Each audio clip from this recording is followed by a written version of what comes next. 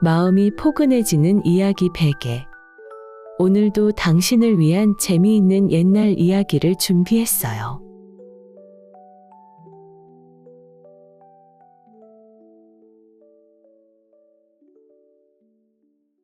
안녕하세요. 이야기 베개예요. 오늘 하루 잘 보내셨나요? 오늘도 재미있는 이야기 한 편 준비했는데요. 한번 들어보실래요? 그럼 오늘의 이야기 지금 시작합니다. 방 안에 가만히 누워 이 생각 저 생각을 하던 동철이의 머릿속에 문득 한 가지 꾀가 떠올랐어요. 동철이는 자리에서 일어나 아내를 깨웠어요. 부인, 이리 좀 와서 엎드려 누워보시오. 아내는 영문도 모른 채 남편이 시키는 대로 얌전히 엎드렸는데 남편이 가압자기 치마를 들추고 고쟁이까지 내리더니 붓을 들어 아내의 엉덩이 한쪽에 무언가를 정성스레 그리기 시작했어요. 화들짝 놀란 부인이 몸을 움찔하며 물었어요. 서방님, 지금 뭐 하시는 거예요? 내가 내일 과거를 보러 떠나는데 부인을 이대로 두고 가려니 영 마음이 놓이지 않아 그러. 내 여기다 표시를 하나 해두고 갈 것이니 이 그림이 그대로 온전히 남아있어야 하오. 조금이라도 지워지거나 없어졌다 싶으면 그때는 내가 부인을 집에서 내쫓을 것이니 그리야 하시오. 네? 그래서 지금 제 엉덩이에 그림을 그리시는 거예요? 동철이는 대꾸도 없이 붓끝에 정성을 담아 귀는 쫑긋하고 눈은 동그랗게 뜬 토끼 한 마리를 아주 기가 막히게 그려 넣었어요. 자, 아내의 엉덩이에 귀여운 토끼를 그려 넣은 동철이에게는 무슨 사연이 있을까요? 그 이야기 지금 시작합니다. 엉덩이에 토끼를 그린 여인의 사연. 옛날 옛적 어느 조용한 마을에 한씨라는 사람이 살았어요. 한씨는 아주 평범하고 소박한 농사꾼이었어요. 끼니를 굽는 일은 없었지만 그렇다고 넉넉하지도 않았어요. 초가집 한 채의 작은 밭대기 하나, 그게 한씨의 전부였지만 한씨는 봄, 여름, 가을은 바빠서 딴 생각할 틈이 없어서 크게 불만이 없었어요. 그러나 문제는 겨울이었어요. 농사일이 뚝 끊기고 나면 한씨는 할 일이 없었어요. 방 안에 앉아 하루 종일 새끼를 꼬는 것도 이제 다 해서 할 것도 없었어요. 그러던 어느 겨울날 마당 쪽에서 익숙한 박가의 목소리가 들렸어요. 한씨 안에 있는가? 이게 누구신가? 박가 아닌가? 자네 심심하지 않은가? 나도 좀이 쑤셔서 죽겠네. 겨울만 되면 할 일이 없으니. 그러게 말이야. 새끼 꼬는 것도 하루 이틀이지. 그래서 말인데 자네 나랑 어디 재미있는데 한번 가보지 않겠나? 재미있는데 그곳이 어디인가? 가보면 알 것이야. 겨울에 이만한 데가 없다니까. 일단 어서 일어나게. 박가가 어찌나 성화를 부리는지 한씨는 마지못해 따라 나섰어요. 박가가 데려간 곳은 마을에서 좀 떨어진 주막 뒷방이었어요. 방 안에는 사내들이 빙 둘러앉아 노름판을 벌였어요. 한씨는 문 앞에서 잠깐 멈칫하자 박가가 등을 떠밀었어요. 에이, 그냥 구경만 하는 건데 뭘 그리 쪼는가. 어서 들어가 보세. 처음엔 그냥 구경만 했어요. 그런데 옆에서 보다 보니 왠지 직접 하면 더 잘할 수 있을 것 같은 거예요. 결국 한씨도 한번 해봤는데 처음 하는 노름이었지만 이상하게도 패가 쫙쫙 잘 들어맞는 거예요. 첫날도 둘째 날도 대박이었고 그리고 셋째 날도 땄어요. 사흘 동안 한씨가 번 돈이 정말 대단했어요. 그동안 왜 노름을 안 하고 죽어라 일만 했는지 후회가 되었지 뭐예요? 주변 사람들이 술렁거렸어요. 저 사람 처음이라더니 아주 꾼이구먼, 꾼이야. 초짜가 저렇게 잘하니 나 오늘 완전히 망했어. 한씨 자네, 이건 운이 아니네. 재주네, 재주. 한 씨는 칭찬을 들으니 어깨가 절로 올라갔어요. 속으로 셈을 해봤어요. 이 정도면 한 100냥만 더 모으면 마을 어귀에 있는 괜찮은 기와집 하나 살 수도 있겠는데 한 판만 더 제대로 해보자. 다음 날 한 씨는 단단히 결심하고 노름판에 앉았어요. 그런데 이상하게도 그날은 패가 안 맞았어요. 땄던 돈을 절반쯤 잃었어요. 한 씨는 집으로 돌아오는 길에 속으로 중얼거렸어요. 에이, 오늘은 재수가 없었어. 어제까지 그렇게 잘 됐는데. 뭐, 노름이라는 게 그럴 수도 있지. 내일 다시 하면 돼. 어제 땄던 것도 있으니까. 그런데 다음 날은 더 많이 잃어 사흘 동안 땄던 돈이 거의 다 나가버렸어요. 한 씨는 노름판에서 이렇게 한 번에 돈이 나가니 손이 부들부들 떨렸어요. 그러면서도 노름을 그만해야겠다는 생각은 하지도 못하고 잃은 돈이 아까워서 일어나지도 못했어요. 한 판만 제대로 터지면 다 만회할 수 있어. 노름이라는 게 한 번 크게 터지면 한꺼번에 다 딸 수 있다고. 한 씨는 결국 집문서를 꺼내 들었어요. 손이 덜덜 떨렸지만 그 판에서 이기면 다 되는 거였어요. 한 씨는 집문서를 노름판 위에 탁 내려놓았어요. 그런데 그 판에서도 져버렸지 뭐예요? 한 씨는 자리에서 한동안 일어나지 못하자 주변 사람들이 안타까운 눈으로 바라봤어요. 집을 빼앗기고 한 씨는 옆집에 새를 얻어 들어갔어요. 한 씨 부인은 이삿짐을 정리하다가 참았던 분을 터뜨렸어요. 아니, 우리가 그렇게 아끼고 모아서 장만한 집을 노름판에서 다 날렸다고요? 부인, 내가 다시 가서 한 판만 제대로 하면 그 집 되찾고 기와집도 살 수 있어. 이번엔 진짜야. 진짜? 진짜라고요? 그 소리를 내가 몇 번이나 들었어요? 이제 그만해요, 제발. 자식들 보는 눈이 있잖아요. 부인, 내 이번에 잘할 수 있어. 딱 한 번만 믿어주시오. 안 돼요.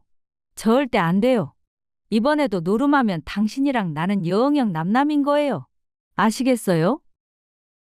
부부싸움 소리가 좁은 방을 가득 채웠어요. 아이들은 구석에서 눈을 동그랗게 뜨고 바라봤어요. 그래도 한 씨는 남아있는 작은 밭마저 몰래 팔아날리고도 모자라 여기저기서 빌린 빚이 쌓였어요. 그날 밤 아이들이 고온이 잠든 것을 확인한 한 씨 부인은 떨리는 손으로 보찜을 쌌어요.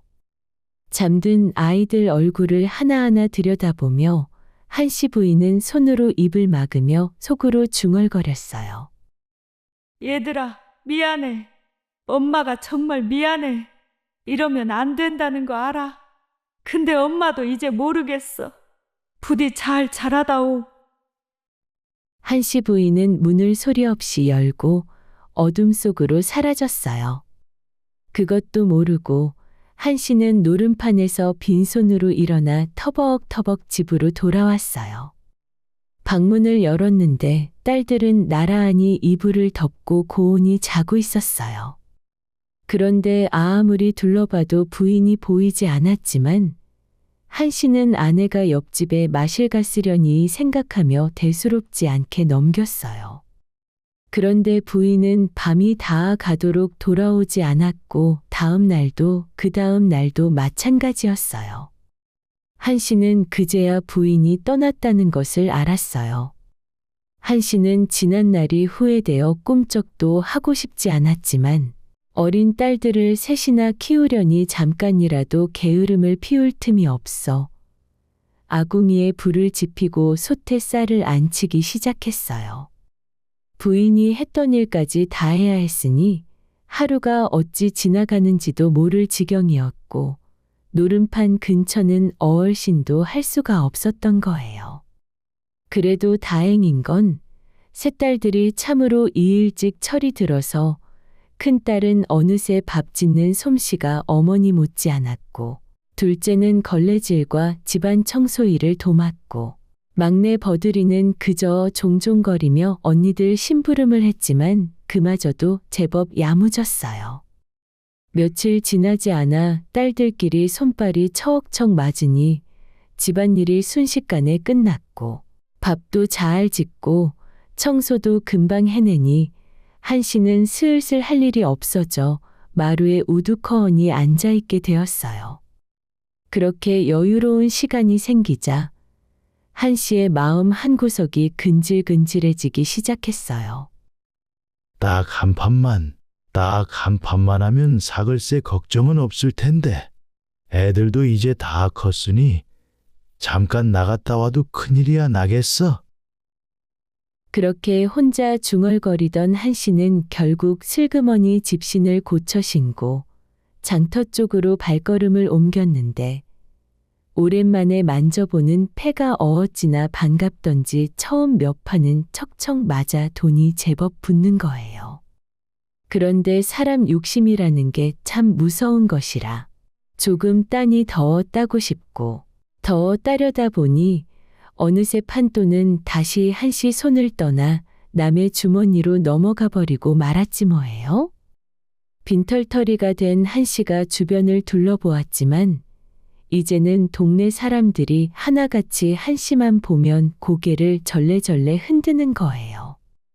결국 한씨가 자리를 털고 일어나 그냥 집으로 돌아가려던 그때 옆에서 패를 지켜보던 김영감이 슬쩍 말을 건넸어요.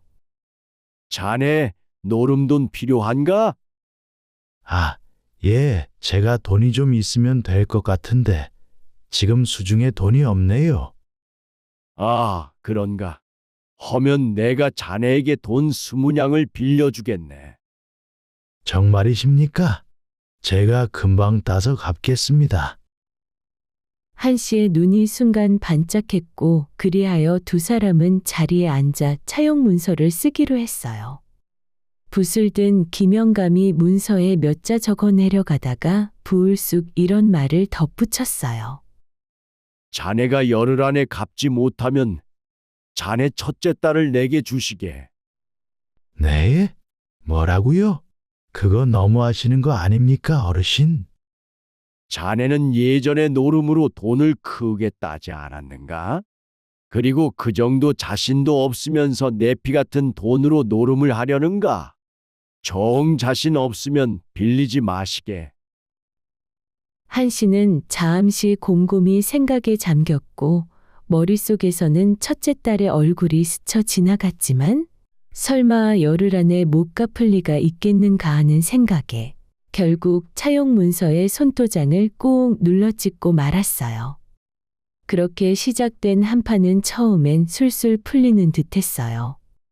패가 잘 들어와서 판돈이 제법 쌓여갈 때만 해도 한씨는 속으로 쾌재를 불렀지만 그것도 잠시뿐이었고 마지막 판에서 크게 걸었던 돈이 통째로 날아가 버리고 말았어요. 20냥은커녕 손에 쥔 것은 한 푼도 없이 자리에서 일어나야 했던 거예요. 그날부터 한씨는 미친 사람처럼 이리저리 뛰어다니며 집에 있던 놋그릇이며 이불이며 팔 수 있는 것은 죄에다 내다 팔아 돈을 마련하려 했어요. 그 돈으로 다시 노름판에 앉아 20냥을 채우려 했지만 이 이상하게도 손에 쥐면 줄수록 돈은 더 빠져나갈 뿐이었고 열흘이라는 시간이 어찌나 빨리 흘러가던지 한씨는 발만 동동 구를 뿐 별다른 수가 없었어요. 그렇게 열흘이 지나던 날 김영감이 사람을 시켜 집으로 찾아왔고 첫째 딸은 짐이라 할 것도 없는 보따리 하나를 챙겨 들고 마당을 나섰어요. 제대로 된 혼례는커녕 족두리 한번 써보지 못하고 그렇게 끌려가듯 집을 나서게 된 거예요. 한씨는 큰딸의 손을 붙잡고 차마 눈을 마주치지 못한 채 말했어요. 미안하다. 이 애비가 정말 미안하다. 첫째 딸은 잠시 아버지를 바라보다가 그저 보따리 하나만 달랑 들고 김영감을 따라 대문을 나섰어요. 그렇게 멀어져가는 언니의 뒷모습을 보며 둘째 딸과 막내 버들이는 마당 한켠에 서서 울음을 터뜨렸어요. 둘째 딸이 흐느끼며 아버지를 향해 소리쳤어요. 아버지, 이제 노름 좀 그만하세요. 언니가 저렇게 끌려가는데 그래도 정신을 못 차리시겠어요? 그 모습을 옆에서 지켜보던 집주인 아주머니가 혀를 끌끌 차며 다가와 말했어요. 이복의 한씨, 제발 좀 정신 차리게. 부인 그렇게 보내고 이제 첫째 딸까지 저리 보내야 정신을 차릴 셈인가. 아주머니, 면목이 없습니다. 면목 없는 줄 알면 그놈의 노름판 근처에는 얼씬도 하지 말게. 나도 자네 집안 사정이 딱하다는 건 잘 아네만 그렇다고 사글세를 하루라도 봐줄 수는 없는 노릇이야. 사글세 하루라도 밀리면 그날로 당장 내쫓을 것이니 정신 바짝 차리고 사시게. 그렇게 며칠은 한씨도 정신을 차린 듯 얌전히 지냈지만 사람 버릇이라는 게 어디 쉽게 고쳐지겠어요? 얼마 지나지 않아 한씨는 다시 장터 한쪽에서 벌어지는 자잘한 노름판에 슬금슬금 끼어들기 시작했고 큰돈은 아니었지만 그마저도 자았고 잃기만 하니 손에 남는 돈이 있을 리 없었어요. 사글세 낼 날은 다가오는데 방구석에는 엽전 한 입도 없자 보다 못한 둘째 딸이 막내 버들이를 조용히 불러 앉히고는 말을 꺼냈어요. 버들아, 우리끼리 이야기 좀 하자. 네, 언니. 아버지만 믿고 있다간 이 집에서도 쫓겨나겠어. 우리가 주막에라도 가서 일을 해보자. 주막에서? 언니, 그럼 아버지가 또 그 돈 노름판에 가져가시면 어떡해. 그러니까 그 돈은 우리끼리 벌어서 우리끼리 간수하자는 거야. 일단 사글세부터 내고 나머지는 아버지에게는 드리지 말자. 버들이는 고개를 끄덕였고 그렇게 두 딸은 다음 날부터 근처 주막에 나가 허드렛 일을 거들기 시작했어요. 부엌에서 설거지를 하고 상을 나르고 손님들 술상을 봐주면서 하루하루 품삯을 모았는데 어린 손이 투박한 일에 서투를 때도 있었지만 주모가 딱하게 여겨 이것저것 친절히 가르쳐 주었어요. 그렇게 번 돈으로 딸들은 밀린 사글세를 조금씩 갚아나갔고 끼니도 그럭저럭 해결할 수 있게 되었어요. 그런데 한씨는 딸들이 술 파는 주막에서 일하는 모습을 우연히 보고는 가슴이 무너지는 것 같았어요. 내가 애비 노릇을 제대로 못해서 어린 것들이 저런 데서 고생을 하는구나. 그날 밤 한씨는 두 주먹을 불끈 쥐며 이번에는 정말 제대로 한번 해보겠다고 큰 돈을 만들어서 딸들 고생을 끝내주겠다고 다짐했어요. 하지만 그 다짐이라는 것도 결국 향한 곳은 또다시 노름판이었고 한씨는 여기저기서 조금씩 돈을 끌어모아 판을 벌였지만 결과는 매한가지였어요. 빌린 돈을 갚지 못하게 되자 이번엔 어느 부잣집에 둘째 딸을 데려가는 것으로 빚을 갚게 되었어요. 둘째 딸마저 그렇게 집을 떠나던 날 둘째는 짐을 챙겨 나서기 직전 버들이의 손을 꼭 붙잡고는 아무도 듣지 못하게 귓속말로 속삭였어요. 버들아, 너만 괜찮으면 너도 몰래 도망가거라. 언니, 그게 무슨 소리야. 아버지랑 이대로 같이 살다가는 너도 언제 어떻게 될지 몰라. 나랑 큰언니도 이렇게 팔려가지 않았니? 너까지 그리 될까봐 그게 제일 무섭구나. 그러니 너도 어서 도망쳐. 버들이는 언니의 손을 마주 잡은 채 아무 말도 하지 못하고 그저 눈물만 뚝뚝 흘리는데 둘째는 그런 동생을 한 번 더 꼭 안아주고는 뒤도 돌아보지 않고 문을 나섰어요. 좁은 골목 끝으로 점점 작아지는 언니의 뒷모습을 바라보며 버들이는 그 자리에 우두커니 서서 한참을 떠나지 못했어요. 그날 이후로 한씨는 낮에는 다른 사람들에게 빌린 노름빚을 갚으러 머스미를 하러 다녔고 집으로 오는 길엔 외상술을 먹고 들어왔어요. 그런 아버지를 지켜보던 버들이의 마음속에도 슬그머니 도망치고 싶다는 생각이 피어올랐지만 어린 여자아이가 밤중에 혼자 어디로 가겠어요? 언니 말대로 도망이라도 가고 싶은데 나는 아직 어린데 밤길에 혼자 어딜 갈 수 있단 말인가. 그리고 도망가면 그 다음엔 어찌 살아간단 말인가. 버들이는 그렇게 이러지도 저러지도 못하는 마음으로 며칠을 보내다가 결국 하던 대로 주막에라도 나가 일을 도와야겠다고 마음을 먹었어요. 그렇게 무거운 발걸음으로 주막을 찾아간 버들이에게 어느 날 주모가 뜻밖의 말을 건넸어요.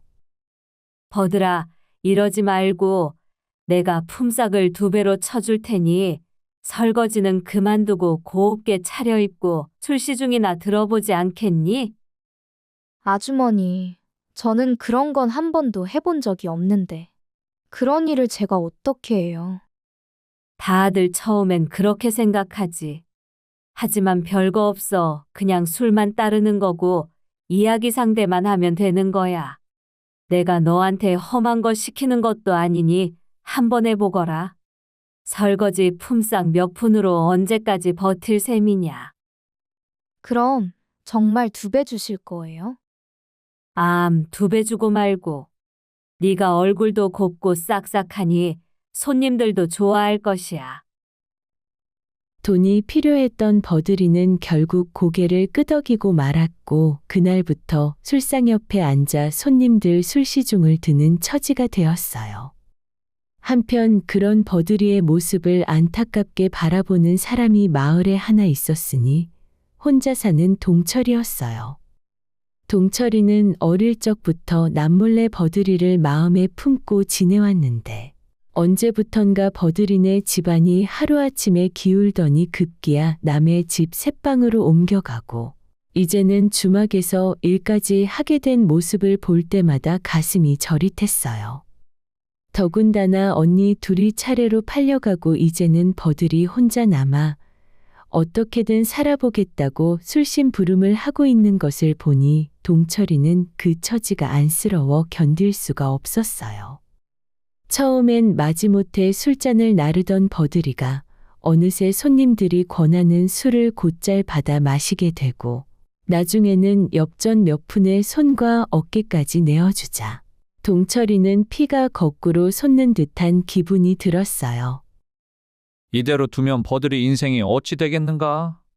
내가 무슨 수를 써서라도 버들이를 저주막에서 데리고 나와야겠다.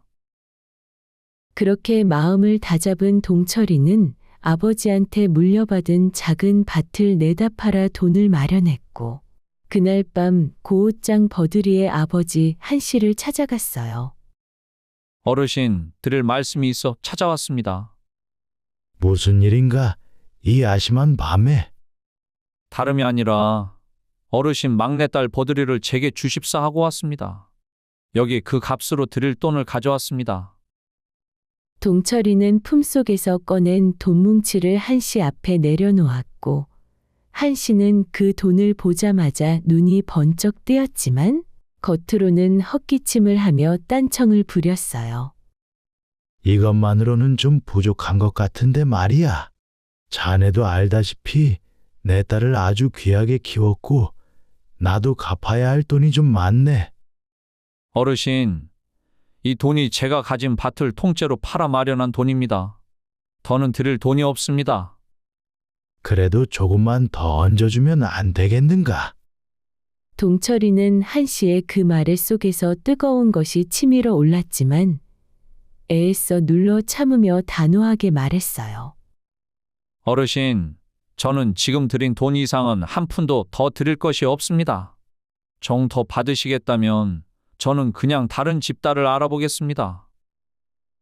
동철이가 돈을 도로 챙겨 자리에서 일어나려 하자 한 씨는 화들짝 놀라며 동철이의 발목을 더없석 붙들고 매달렸어요. 아닐세. 아니야.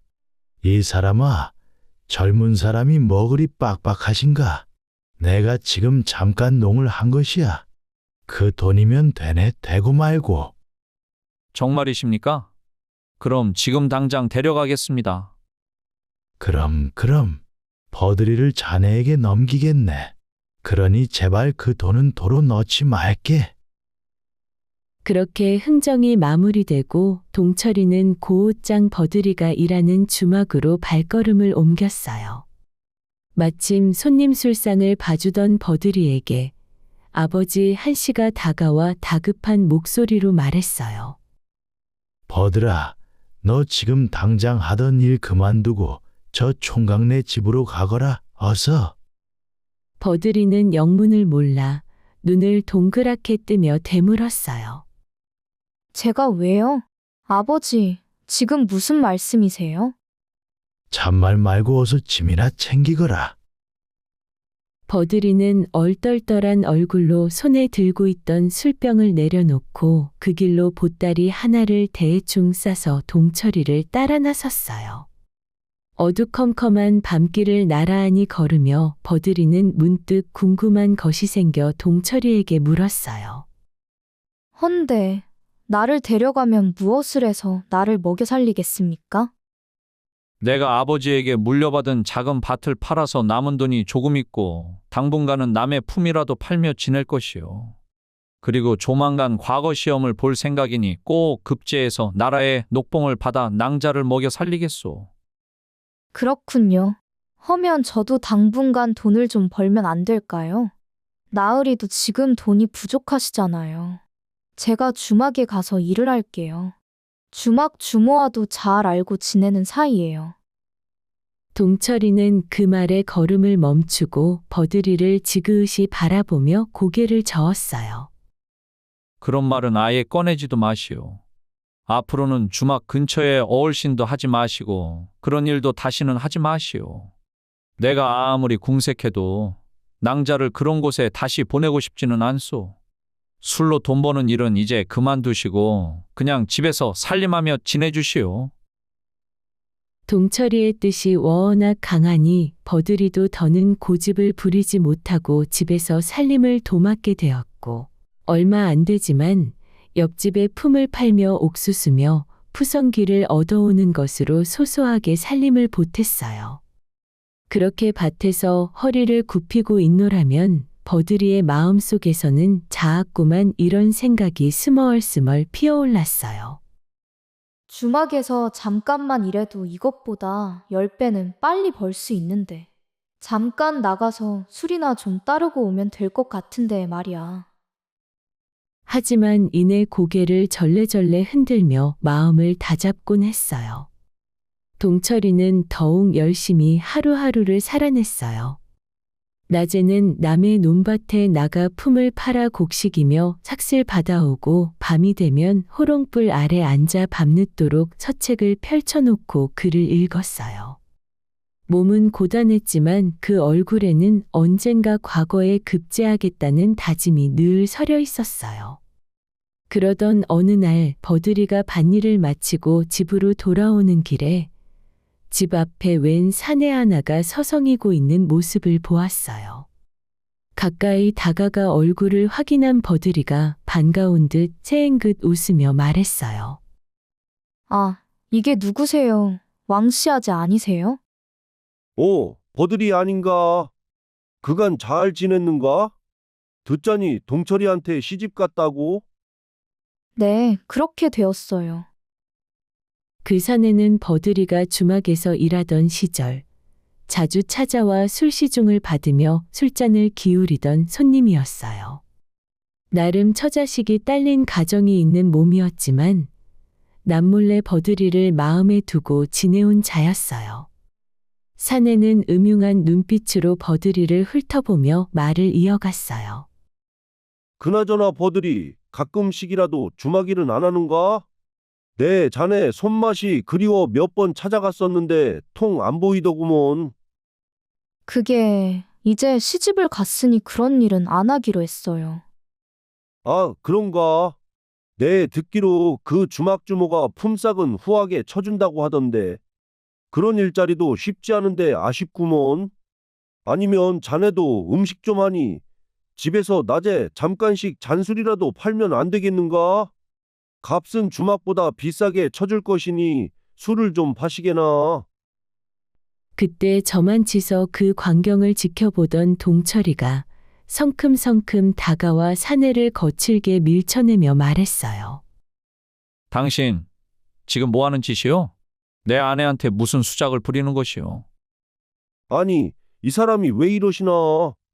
나는 그저 예정을 생각해서 말 한마디 건넨 것뿐인데. 예정은 무슨 예정이요? 당장 물러가지 않으면 가만두지 않겠소. 동철이의 기세에 눌린 사내는 헛기침을 몇 번 하더니 슬금슬금 뒷걸음질 치며 자리를 떠났어요. 그런데 그런 일이 이번이 처음이 아니었어요. 그 후로도 예전 주막 손님들이 하나둘 이러언저런 핑계를 대며 집 앞을 기웃거렸고 그때마다 동철이는 험한 소리를 내뱉으며 그들을 쫓아내야 했어요. 그런 일이 몇 차례나 반복되니 동철이의 낯빛도 점점 어두워져 갔어요. 그 모습을 지켜보던 버들이가 어느 날 저녁 조심스레 남편에게 말을 꺼냈어요. 서방님도 돈 버시느라 힘드신데 제가 낮에 간단히 부침개라도 부쳐서 잔술 한 잔씩 파는 건 안 될까요? 그게 무슨 소리요? 방금도 그런 일 때문에 사내들이 자꾸 찾아오는 것 아니오? 서방님이 그리 불안하시면 같이 장사를 하면 되잖아요. 서방님이 옆에서 지키고 계시면 아무 일도 없을 텐데요. 부인, 나는 부인이 다시는 그런 일 하지 않기를 바랄 뿐이오. 그냥 지금처럼 조용히 살림하며 살아주면 안 되겠소? 조용히 살면 저도 편하지요. 하지만 이렇게 살아서야 언제 형편이 나아지겠어요? 젊을 때 기운될 때 바짝 벌어야지요. 버들이의 속마음은 사내가 좋아서 그런 일을 하겠다는 게 아니라 품 팔아서는 밥 한 끼 해결하는 것도 시원치 않았거든요. 하지만 동철이는 버들이가 그저 평범하게 조신하게 살림만 하며 지내주기를 마음속으로 바라고 또 바랐어요. 동철이는 내일 모레면 한양으로 과거를 보러 떠나야 하는데 그동안 아내 곁을 지켜줄 사람이 없다는 게 영 마음에 걸렸어요. 이런 사내들이 옛정이니 뭐니 하며 기웃거리던 일까지 생기니 자신이 집을 비운 사이에 무슨 일이라도 생기지 않을까 하는 걱정이 밤낮으로 머릿속을 떠나지 않았어요. 내가 며칠이나 집을 비워야 하는데 그 사이에 또 그런 사내들이 찾아오면 어찌한단 말인가? 부인 혼자 두고 발이 떨어지지 않는구나. 고민하던 동철이는 결국 동네에 사는 숙부를 찾아가 사정을 털어놓기로 마음먹었어요. 숙부님, 제가 며칠 후 한양에 과거를 보러 가야 하는데 그동안 부탁드릴 일이 있어 찾아뵈었습니다. 오, 그래. 드디어 동철이 네가 과거를 보러 가는구나. 헌데 무슨 부탁인고? 제가 없는 동안 종종 저희 집에 들러서 제 처가 별일 없이 잘 지내는지 좀 살펴봐 주시면 감사하겠습니다. 그야 어려울 것 있나? 걱정 말고 다녀오게. 네, 틈틈이 들여다보마. 고맙습니다, 숙부님. 그렇게 숙부에게 신신당부를 해두었지만 그래도 동철이의 마음 한구석은 좀처럼 편해지지 않았어요. 드디어 떠나기 전날 밤 잠자리에 누워서도 도무지 잠이 오지 않았고 방 안에 가만히 누워 이 생각 저 생각을 하던 동철이의 머릿속에 문득 한 가지 꾀가 떠올랐어요. 동철이는 자리에서 일어나 아내를 깨웠어요. 부인, 이리 좀 와서 엎드려 누워보시오. 버들이는 영문도 모른 채 남편이 시키는 대로 얌전히 엎드렸는데 남편이 가압자기 치마를 들추고 고쟁이까지 내리더니 붓을 들어 버들이의 엉덩이 한쪽에 무언가를 정성스레 그리기 시작하는 거예요. 화들짝 놀란 버들이가 몸을 움찔하며 물었어요. 서방님, 지금 뭐 하시는 거예요? 내가 내일 과거를 보러 떠나는데 부인을 이대로 두고 가려니 영 마음이 놓이지 않아 그러. 내 여기다 표시를 하나 해두고 갈 것이니 이 그림이 그대로 온전히 남아있어야 하오. 조금이라도 지워지거나 없어졌다 싶으면 그때는 내가 부인을 집에서 내쫓을 것이니 그리야 하시오. 네? 그래서 지금 제 엉덩이에 그림을 그리시는 거예요? 동철이는 대꾸도 없이 붓끝에 정성을 담아 귀는 쫑긋하고 눈은 동그랗게 뜬 토끼 한 마리를 아주 기가 막히게 그려 넣었어요. 이튿날 새벽 동철이는 보찜 하나 짊어지고 문 앞에서 몇 번이나 뒤를 돌아보며 아내에게 신신당부를 하고서야 겨우 발걸음을 떼어 한양으로 향하는 길에 올랐어요. 남편이 떠나고 홀로 남은 버들이는 하루하루를 조심히 보냈어요. 행여나 그 그림이 지워질세라. 몸을 씻을 때도 살살, 옷을 갈아입을 때도 조심조심, 심지어 뒷간에 갈 때조차 그림이 닿거나 지워지지 않을까 신경을 곤두세우며 조심히 했어요. 한편 동철이는 사나흘을 꼬박 걸어 날이 저물 무렵 한양과 가장 가까운 고을의 객주에 다다랐어요. 방을 하나 잡고 짐을 풀고 나와 저녁상을 받았는데 옆자리에 앉은 선비 몇이 모여 두런두런 나누는 이야기가 귀에 들려왔어요. 그런데 그 이야기를 듣던 동철이의 얼굴이 점점 굳어졌어요. 문장 풀이며 오가는 말들이 하나같이 수준이 높았고 예사롭지 않은 학문의 깊이를 담고 있었던 거예요. 저 정도 학식이면 나는 이름도 못 내밀겠구나. 동철이는 밥을 먹으며 슬그머니 옆자리 이야기에 귀를 기울였는데 선비들의 대화는 더욱 놀라운 쪽으로 흘러갔어요. 나는 이번이 벌써 두 번째 낙방일세. 두 번이 뭔가? 나는 지난번까지 다섯 번째 낙방이라네. 나는 지난번 초시에는 합격했는데 그 뒤로 복시에는 도무지 오르지를 못하고 있으니 원. 그 말들을 하나하나 듣고 있자니 동철이의 가슴 한구석이 서서히 무너져 내리는 것 같았어요. 저리도 학식이 깊은 분들도 두 번, 다섯 번씩 떨어진다는데 나는 아직도 어려워서 뜻도 제대로 모르는 대목이 태반인데 대체 무슨 자신으로 과거를 보겠다고 이 먼 길을 나섰단 말인가? 저런 분들이 그렇게 여러 번 떨어질 정도라면 나는 애초에 과거를 볼 급도 안 되는 사람이 아니겠는가? 한번 그런 생각이 들기 시작하니 동철이는 밥맛조차 뚝 떨어지고 말았어요. 며칠을 걸어온 것이 다 부질없게 느껴지고 이대로 한양에 가서 시험장에 앉아 있는 것조차 부끄러운 일처럼 여겨졌어요.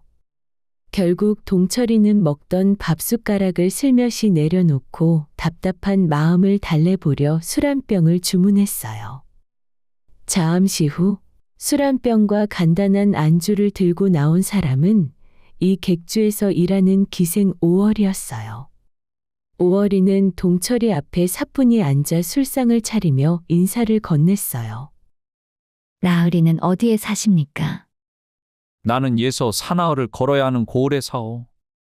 그러세요? 그럼 한양에는 무슨 일로 가시는 길이세요?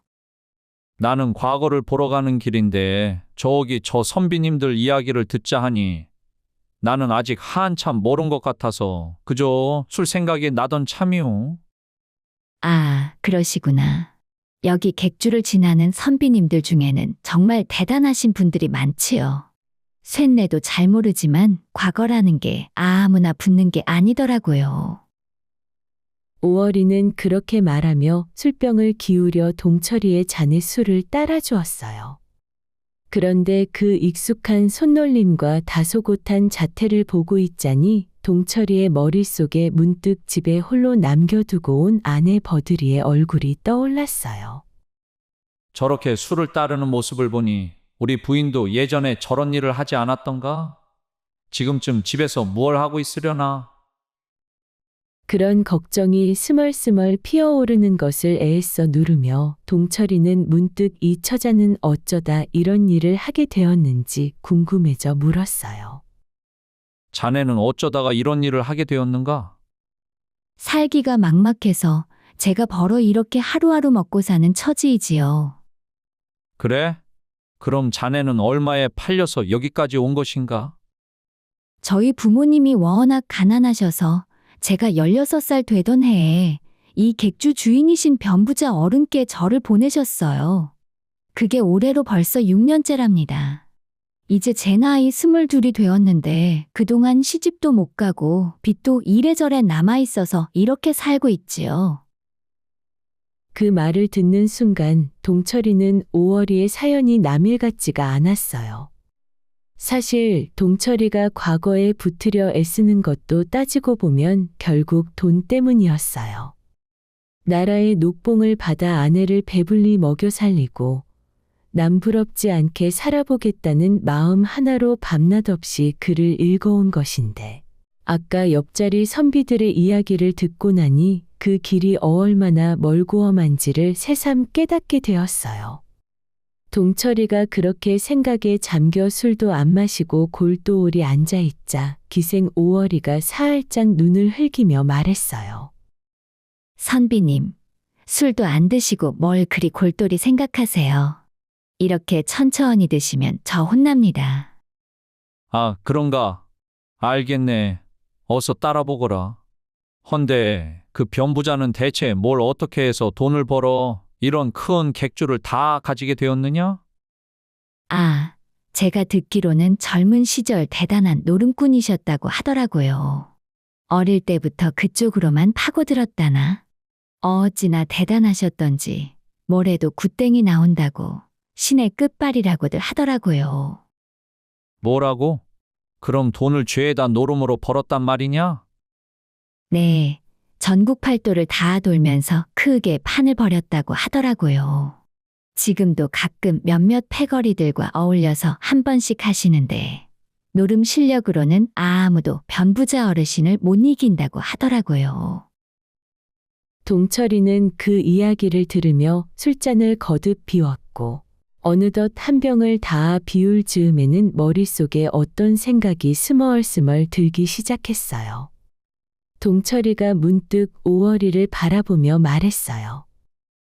자네, 나를 따라가겠는가? 이렇게 살면서 시집도 못 가고 신세만 망치고 있지 않느냐? 나를 따라가면 좋은 수가 있다. 나를 따라가서 내가 시키는 대로만 하면 된다. 어떻게요? 나와 함께 변부자 댁으로 가서 어떻게든 고급게 화장을 하고 단장을 해서 변부자의 마음을 한번 사로잡아 보게. 내가 작전을 짤 터이니 자네는 그저 시키는 대로만 하면 되네. 이 작전이 잘 풀리면 자네 빚도 한 번에 다 갚게 해주고 내 몫에서도 넉넉히 떼어주겠네. 정말요? 하면 쇠내 뭐든 해보겠습니다. 기생 오월이는 잠시 눈을 깜박이더니 결국 고개를 끄덕이고는 동철이를 따라 나섰어요. 길을 가던 동철이는 저작거리에서 사람 하나가 들어가고도 남을 만큼 커다란 괴짝을 하나 사서 짊어지고는 오월이에게 나즈마하기 일렀어요. 자, 이제 내 뒤만 따라오너라. 그렇게 동철이는 기생 오월이와 함께 근처에 있는 변부자의 집으로 향했어요. 대문 앞에 이르자 마침 마당에 나와 있던 변부자가 오월이를 알아보고는 눈을 부라리며 물었어요. 오월이 자네는 어찌 객주에서 일하지 않고 여기까지 왔는가? 자네 빚이 아직 100냥은 더 남지 않았는가? 어서 가서 일하지 않으면 내 자네를 더 험한 곳에 팔아버리고 말겠다. 오월이는 미리 짜둔 대로 고개를 조아리며 대답했어요. 변부자 어르신, 소인이 아무래도 기생일이 도무지 체질에 맞지가 않습니다. 그냥 이 댁에서 허드렛 일이나 거들며 지내면 안 될까요? 대신 제가 이댁일을 거들 만한 괜찮은 사내를 하나 소개해 드리겠습니다. 이 사람이 제법 일솜씨가 좋습니다. 아, 그래? 어디 그 사내 좀 보자꾸나. 동철이는 커다란 괴짝을 등에 짊어진 채 변부자 앞으로 나아가 고개를 숙이며 말했어요. 변부자 어르신, 소인이 원래는 고향으로 돌아가려 했는데 노잣돈도 다 떨어지고 먹고 살 것도 없고 살림살이마저 다 없애버렸습니다. 이제는 갈 곳도 마땅치 않아 어디든 일자리를 얻어 일해보고 싶습니다. 우리 집에 보다시피 자네 같은 일꾼은 이미 많네. 다른 데를 알아보시게. 허나 어르신, 소인은 글을 읽고 쓸 줄도 압니다. 물론 나무하는 일이며 허드렛 일도 잘하고요. 그래도 저를 쓰실 생각이 없으시다면 다른 상단에 가보겠습니다. 그 말에 변부자의 눈빛이 슬쩍 달라졌어요. 안 그래도 셈도 할 줄 알고 글도 읽고 쓸 줄 아는 사내가 하나 필요하던 참이었던 거예요. 변부자가 다시 물었어요. 그래? 헌데 자네 둘은 무슨 관계인가? 오월이가 재빨리 나서서 대답했어요. 제 정혼자입니다. 빚 갚고 나면 이 사람과 혼인하려고요. 아, 그런가. 그렇다면 행랑채에 방이 하나 있으니 거기서 지내며 일을 하시게. 그렇게 해서 동철이는 대문 옆 행랑채 쪽방에 짐을 풀고 자리를 잡게 되었어요. 그런데 동철이는 겉으로는 묵묵히 일만 하는 척했지만 속으로는 이 집안 구석구석을 눈여겨보며 딴 생각을 품고 있었어요. 노름으로 언제든 큰 돈을 버는 사람이라 했으니 이 돈을 내가 어떻게든 손에 넣어봐야겠다. 그리고 오월이도 빚에서 구해내어 새 살림을 차려주고 내 부인도 다시는 술장사 하겠다는 말을 못 꺼내게 돈 걱정 없이 살게 해주어야겠다. 그렇게 마음을 다잡은 동철이는 오월이가 해야 할 허드렛 일까지 대신 처리해주며 오월이를 도왔고 그 덕에 시간이 넉넉해진 오월이는 틈틈이 고급게 단장을 하고 변부자의 아침상을 나르며 시중을 들었어요. 오랜 세월 객주에서 술 심부름을 하며 손님 비위를 맞춰온 솜씨가 어디 가겠어요? 오월이는 상 하나를 놓는 것도 숭늉 한 그릇을 올리는 것도 어찌나 자연스럽고 살갑던지 변부자의 마음이 조금씩 흔들리기 시작했어요. 변부자는 오월이를 가만히 지켜보다가 속으로 이런 생각을 하곤 했어요. 저 아이가 처음 객주에 왔을 때는 아직 어려서 그런지 그저 그렇더니 어느새 저리 어엿한 처녀가 다 되었구나. 얼굴도 참 곱단 말이야. 그때부터 변부자는 사랑채를 오가면서도 자신도 모르게 자꾸만 오월이 쪽으로 눈길이 갔어요. 멀리서 그런 변부자의 눈빛을 하나하나 살피던 동철이는 속으로 이제 때가 되었구나 싶었어요. 그날부터 동철이는 오월이의 곁을 맴돌며 유난스레 살갑게 챙기는 척했어요. 물동이를 대신 들어주는가 하면 일하다 말고 오월이의 손등에 묻은 흙을 털어준다며 다정하게 손을 잡기도 하고 마치 정말 정혼한 사이인 것처럼 애틋한 눈빛을 주고받으며 일하는 모습을 일부러 변부자 눈에 띄게끔 연출했어요. 그 모습을 지켜보던 변부자의 얼굴이 서서히 일그러지기 시작했고 변부자는 속으로 이렇게 생각했어요. 저놈만 어떻게든 내보내면 저 오월이를 오래 만나볼 수 있을 텐데 무슨 수를 써서라도 바깥일을 시켜서 집 밖으로 내보내야겠다. 그러던 어느 날 아침 변부자는 하인을 시켜 동철이를 불러오게 했어요. 하인이 행랑채 쪽방으로 찾아와 말했어요. 이복의 동철이 변부자 어르신께서 올라오라 하시네. 네, 알겠습니다. 동철이가 사랑채로 올라가자 변부자가 지그시 바라보며 물었어요. 이복의 동철이 자네 장사나 한번 해볼 생각이 없는가?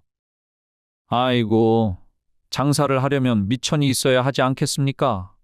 밖으로 나가고 싶어도 가진 돈이 한 푼도 없으니 어찌 장사를 하겠습니까? 그저 변부자 어른께서 주시는 밥이나 얻어먹고 제 정혼자나 데리고 놀면서 세월이나 보내는 수밖에요. 허면 돈만 대주면 장사를 해볼 텐가? 그 말을 듣는 순간 동철이는 속으로 쾌재를 불렀어요. 동철이는 표정 관리를 하며 얼른 대답했어요. 아이고야, 돈만 있으면야 저도 장사를 해보고 싶지요. 그렇다면 방법이 생겼구먼. 내일부터 당장 일을 시작해 보시게. 내가 빌려준 돈 외에 자네가 매달 번 수익의 절반을 내게 주시게. 원금은 내년에 돌려주면 되네. 정말 그래도 되겠습니까, 어르신? 되고 말고. 내 자네를 가만히 보아하니 아주 장사를 잘할 상이야. 돈은 내 방 병풍 뒤 괴짝에 넣어두었으니 꺼내다 쓰시게. 동철이는 괴짝에서 돈 500냥을 꺼내 보찜에 짊어지고 막 나서려는데 변부자가 불러세우며 물었어요. 자네, 어디로 가서 무엇을 하려고 하는가?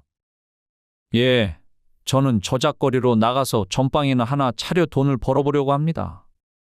겨우 한양 저작거리에서 물건 한두 개 팔아서야 언제 500냥을 갚고 5월이 빚까지 갚아서 혼인을 하겠는가? 차라리 물 건너 청나라로 가서 장사를 해보시게. 그 정도 돈이면 충분할 듯한데 이참에 큰 장사를 한번 해보는 게 어떤가? 아, 그런가요? 그럼 빠른 방법이 있었군요. 그럼 그리하겠습니다. 변부자는 그 말이 떨어지기가 무섭게 서둘러 사람을 풀어 이튿날 당장 떠날 수 있는 배편을 알아봐 주었어요. 뱃삭시며 짐 싣는 자리까지 손수 챙겨주는 변부자의 얼굴에는 감출 수 없는 기대감이 서려 있었어요. 그 사이 동철이는 5월이를 따로 조용히 불러 앉혀놓고 작전을 일러주었어요. 5월아, 내가 청나라로 가는 척할 것이다. 그리고 아마 내가 떠난 것을 알면 변부자가 너를 취하려 들 것이니 가급적 네 방으로 변부자를 모셔서 하루 종일 놀아주거라. 그리고 네 방에 큰 괴짝이 하나 있지? 지난번 나으리가 가져오신 그 괴짝이요? 네, 있지요. 내가 올 때까지 변부자를 네 방에서 옷을 전부 벗기고 잠을 자게 만들거라. 그리 자고 있도록 만들어 놓고 내가 오면 서둘러 변부자를 그 괴짝에 집어넣도록 하거라. 5월이는 동철이의 꾀를 다 알아듣고는 그대로 하기로 마음을 먹었어요. 이튿날 동철이는 정말로 먼 장사를 떠나는 사람처럼 보찜을 짊어지고 변부자에게 인사를 올린 뒤 길을 나섰어요. 변부자는 흐뭇한 얼굴로 손까지 흔들며 배웅했어요. 조심해서 잘 다녀오시게. 예, 어르신, 잘 다녀오겠습니다. 동철이의 뒷모습이 완전히 사라지는 것을 확인하고서야 변부자는 미소를 지었어요. 그렇게 해가 뉘엿뉘엿 저물어갈 무렵, 변부자는 슬그머니 5월이의 방문을 열고 들어섰고 5월이는 벌떡 일어나 반갑게 맞았어요. 변부자 어르신, 안으로 드시지요. 아, 5월아, 네 방은 좁으니 내 사랑방으로 잠시 오너라. 어르신, 남들 보는 눈도 있는데 어찌 제가 그 방에 들어가겠습니까? 그냥 들어오신 김에 이 방에 드시지요. 5월이는 그렇게 변부자를 방 안으로 모셔 앉히고는 작은 술상을 정성스레 차려 술을 한 잔 올렸어요. 술맛이 그리 좋지는 않았지만 변부자는 기분이 좋아 몇 잔을 연거푸 받아 마셨어요. 밤이 점점 깊어지자 5월이가 나긋한 목소리로 말했어요. 어르신, 이제 잘 시간이 되었으니 누워 주무시지요. 아, 그래도 되겠는가? 그럼 그러세. 변부자가 그냥 옷도 벗지 않은 채 이불 위로 누우려 하자 5월이가 살며시 만류하며 말했어요. 어르신, 옷을 모두 벗고 누우셔야지요. 아이고야, 전부 다? 알겠다. 내 그리아마. 오월이의 살가운 애교에 변부자는 옷을 하나하나 벗었고 벗은 옷은 고급게 개어 벽장 속에 넣어두었어요. 그러고는 이불을 펴서 변부자를 눕혀놓고 후하고 입김을 불어 호롱불을 끄고는 자신도 옷고름을 슬며시 풀기 시작했어요. 그런데 바로 그때였어요.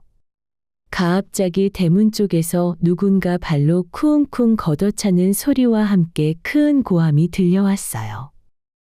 문 열어라! 어서 문 열거라! 오월이가 화들짝 놀란 척 소리쳤어요. 아니, 이 밤중에 무슨 소리지? 변부자가 눈을 동그랗게 뜨고 어둠 속에서 몸을 벌떡 일으키자 오월이가 다급한 목소리로 말했어요. 어르신, 큰일 났습니다. 일단 급한 대로 저 괴짝 안으로 들어가십시오. 재난군 동철이가 청나라로 아직 안 갔나 봅니다. 지금 대문 열고 제 방 쪽으로 오는 것 같아요. 오늘 떠난다더니 뭔가 일이 잘못된 모양입니다. 아니, 뭐라고? 일단 어서 괴짝 안으로 들어가십시오. 들키면 저 정말 큰일 납니다. 어서요. 알겠다, 알겠소. 변부자는 순간 겁이 나서 급한 마음에 알몸인 채로 허둥지둥 괴짝 안으로 기어 들어가자 오월이가 재빨리 뚜껑을 닫으며 말했어요. 소리 내시면 절대 안 됩니다. 어르신이 소리를 지르시면 우리 둘 다 죽습니다. 제 난군이 평소에는 순한데 한번 화가 나면 앞뒤를 가리지 않는 사람이라서요. 그러니 꼼짝 마시고 가만히 누워 계십시오. 변부자는 좁은 괴짝 안에서 무릎도 제대로 펴지 못한 채 숨을 죽였어요. 오월이는 그 틈에 얼른 밖으로 뛰어나가더니 잠시 후 동철이와 함께 방 안으로 들어서며 짐짓 놀란 척 목소리를 높였어요. 아이고, 오늘 청나라로 가신다고 하더니 어찌 이 밤중에 다시 오셨습니까? 동철이가 자한뜩 화가 난 얼굴로 씩씩거리며 대답했어요. 아, 오월아, 청나라로 가기 전에 해치워야 될 것이 있다. 저 괴짝이 원수다, 원수. 멀쩡한 괴짝이 왜 원수입니까? 배를 타기 전에 나루토의 용한 점집에 가서 점을 한번 쳐보았더니 지난번 내가 저작거리에서 사온 그 괴짝을 계속 가지고 있으면 하는 일마다 죄에다 허사가 된다고 하더라. 그러니 저 괴짝을 오늘 당장 한강에 갖다 띄워버려야겠다. 아, 정말이요? 그럼 내일 아침에 버리시지요. 안 된다. 저 괴짝 나한테 흉한 기운을 준다 하니 지금 당장 버려야 한다고 하더구나. 그리고 청나라에 가야 일이 잘 풀린다고 하니 내 저것을 버리고 곧장 출발해야겠다. 괴짝 안에 웅크리고 있던 변부자는 그 말을 듣는 순간 가슴이 처얼렁 내려앉았어요. 지금 실오라기 하나 걸치지 않은 알몸인데다 이대로 괴짝 밖으로 뛰쳐나갈 수도 없는 노릇이라 그저 괴짝 안에서 숨죽인 채 꼼짝도 하지 못했어요. 게다가 그때는 동짓달 한겨울이라 밖은 살을 애는 듯한 추위였는데 변부자는 옷 한 벌 걸치지 못한 채로 갇혀 있었으니 그 추위를 견뎌내기가 여간 힘든 게 아니었어요. 동철이는 괴짝을 짊어지고 골목을 빠져나오면서 일부러 이리저리 세게 흔들기도 하고 어느 대목에서는 바닥에 쿠웅 소리가 나도록 굴리기까지 했어요. 그렇게 마침내 한강까지 다다랐어요. 괴짝 안에서 그 요동을 고스란히 견뎌내던 변부자는 속으로 이런 생각까지 하게 되었어요. 이제 나는 정말 죽었구나. 그냥 나가 말어. 강가에 도착한 동철이가 괴짝을 땅바닥에 쿠웅 내려놓자 더는 참지 못한 변부자가 괴짝 안에서 목청껏 소리를 질렀어요. 사람 살려. 사람 살려. 동철이는 깜짝 놀란 척 눈을 크게 뜨더니 서둘러 괴짝 뚜껑을 열어젖혔어요. 그 안에서 오들오들 떨며 웅크리고 있는 변부자를 발견한 동철이는 그제야 모든 것을 알아챈 듯 노발대발하기 시작했어요. 아니, 이게 대체 무슨 일이요? 나를 청나라로 보내놓고 그 사이 내 정혼자를 취하려 하셨단 말이오? 아니, 이놈이 사람의 탈을 쓰고 어찌 이럴 수가 있단 말입니까? 변부자는 자한뜩 웅크린 채 자신의 몸을 가리며 말했어요.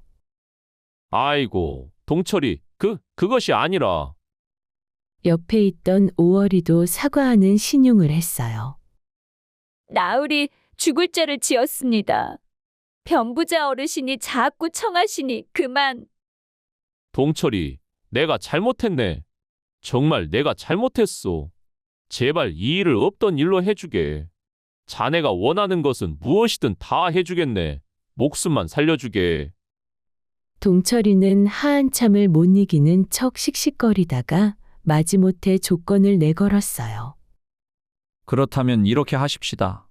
3,000냥을 제게 내어주시고 5월에 남은 빚은 없던 것으로 하십시오. 그리하면 오늘 일은 없던 일로 하겠습니다. 그리하겠네. 여부가 있겠는가? 3,000냥이든 얼마든 다 내어줄 터이니 제발 이 일만은 조용히 덮어주게. 그렇게 변부자에게서 3,000냥을 받아낸 동철이는 오월이와 함께 서둘러 짐을 꾸려 미련도 없이 한양 땅을 떠났어요. 한양을 벗어나 하한참을 걷던 동철이는 받은 3,000냥 가운데 1,000냥을 오월이에게 내밀며 말했어요. 이건 네 몫이다. 자, 이 돈이면 어디 가서 집 한 채, 농까지 장만하고도 평생 먹고 살 수 있을 것이니 어서 네 갈 길을 가거라. 오월이는 그 돈을 받아들고서 조용히 말했어요. 나으리, 저는 부모님이 저를 돈 때문에 팔아넘기셨으니 이제는 가족이 없는 것이나 마찬가지입니다. 나으리만 괜찮으시다면 저는 나으리를 따라가고 싶습니다. 나는 이미 혼인을 한 몸이니 너를 내 아내로 받아줄 수는 없다. 허나 네가 정원한다면 내가 여동생처럼 지켜줄 수는 있다. 그러면 저는 나으리를 오라버니라 부르며 따르겠으니 저도 나으리 가시는 곳으로 함께 가게 해주십시오. 동철이는 오월이의 그 말을 듣고 하한참을 가만히 서 있었어요. 여동생 같기도 하고 한편으로는 여인의 몸으로 홀로 세상에 나와 그 험한 인생을 견뎌온 것이 못내 안쓰럽기도 했던 거예요. 16 어린 나이에 부모에게 팔려와 시집도 못 가고 이 나이가 되도록 이리 고생만 하며 살아왔다니. 그냥 여기 두고 가면 저 아이는 또 어디서 어떤 신세가 될지 모르는 것이 아니겠는가. 그렇게 마음을 정한 동철이는 오월이를 받아들이기로 하고 함께 보찜을 꾸려 고향길에 올랐어요.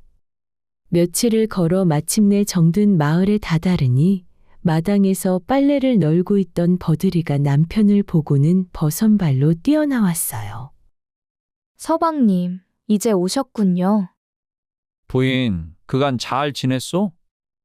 버들이는 남편의 손을 붙잡고 반가움에 눈시울을 붉히다가 이내 조심스레 물었어요. 서방님, 헌데 과거는 어찌 되었어요? 급제하셨어요? 그것이 과거는 아무래도 나와는 인연이 아닌 것 같았소. 대신 이참에 장사 미천을 좀 만들어 왔소.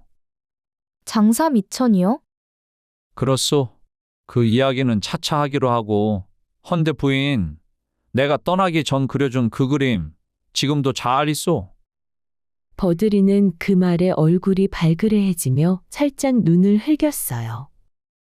아유, 서방님도 참. 그 토끼 그림 때문에 제가 그동안 뒷강 갈 때마다 얼마나 조마조마했는지 아세요? 씻을 때도 살살, 옷 갈아입을 때도 살살. 서방님 생각하면서 애지중지 아끼고 또 아꼈다고요. 허허, 그리 애를 썼단 말이오.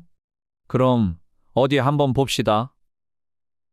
두 사람은 그렇게 조용한 방 안에서 그림이 온전히 남아있는지 확인하고는 서로를 마주보며 웃음을 터뜨렸고 오랜만에 만난 부부는 그날 밤 밀린 정을 나누며 서로에 대한 그리움을 깊이 풀어냈어요.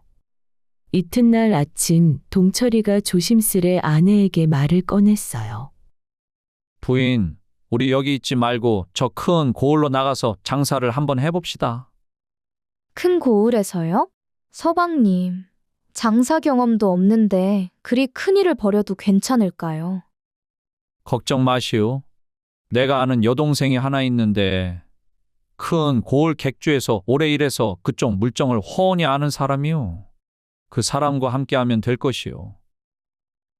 그렇게 해서 동철이는 버들이에게 오월이를 여동생이라 소개했고, 처음엔 서먹하던 두 사람도 이러언저런 이야기를 나누다 보니 그음새 서로의 고단했던 지난 세월이 비슷하다는 것을 알고 눈물을 글썽이며 손을 맞잡게 되었어요. 세 사람은 그렇게 짐을 꾸려 큰 고을로 나아갔고, 얼마 지나지 않아 그 고을에서 가장 큰 객주를 차려 전국 팔도에서 몰려드는 손님들을 맞이하게 되었어요. 더 이상 예전처럼 술잔을 따르고 웃음을 파는 일 없이도 뛰어난 수완과 정성으로 객주는 나날이 번창해 갔어요. 버들이는 자신과 비슷한 어린 시절을 보낸 오월이를 친동생처럼 살뜰히 보듬어 주었고, 마침내 마음씨 좋은 사내를 중매해 좋은 혼처까지 찾아주었어요. 그렇게 네 사람은 큰 객주를 함께 꾸려가며 오래오래 사이좋게 잘 살았다고 합니다.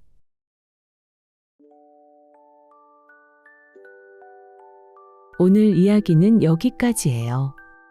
오늘도 이야기 베개와 함께 해주셔서 참 고마워요.